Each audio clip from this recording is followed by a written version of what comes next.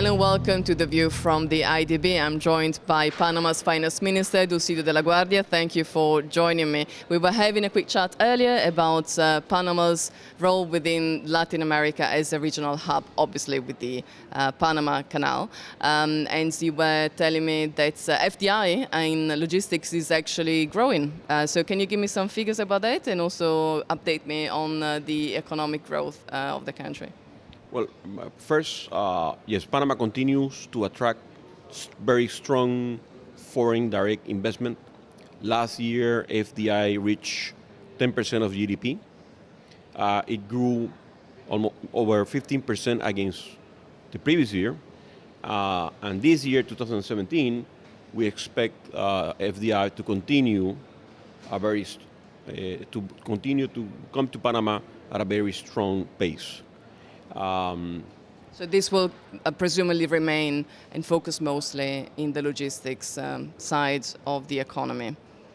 Mostly in logistics and mining. There is a very large mine being developed by First Quantum. It's a copper mine, $6 billion project, which should be finished next year. So yes, it's mining and logistics. So Panama obviously is renowned the world over for the Panama Canal, but also as a financial center that was struck by a scandal only a year ago, the Panama Papers. Now, when we met last time, we were talking about that and the government's reaction to this, and I know that you were keen to strengthen transparency and make sure that the financial center recovered from that. What are the plans now to grow the financial center and also include in its services the local community? So to make sure that the benefits of having a financial center, a strong financial center in Panama, are felt also by the Panamanians?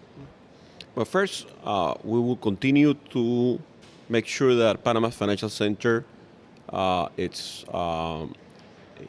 complies with the world standards in terms of tax transparency and anti-money laundering regime. We continue to work on that front very closely with the private sector, and we continue to strengthen the institutions that are responsible for supervising the different actors in the financial and legal services in Panama. We are also looking into relaunching the Panamanian legal and financial sector. We have identified, with the help of some consultants, 11 opportunities for Panama. And we are now currently working with the private sector in Panama to try to develop a blueprint for each one of those 11 opportunities. So I know that there are a couple of very interesting initiatives as part of this plan. One has to do with the clearinghouse for foreign exchange, and one is fintech. Can you give me some details about those?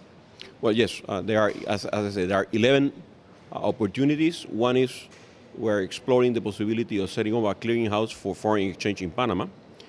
We are in the early stages of the process, so we don't have, I mean, it has a lot of technical details into it, so we should have some more concrete plans before the end of the year.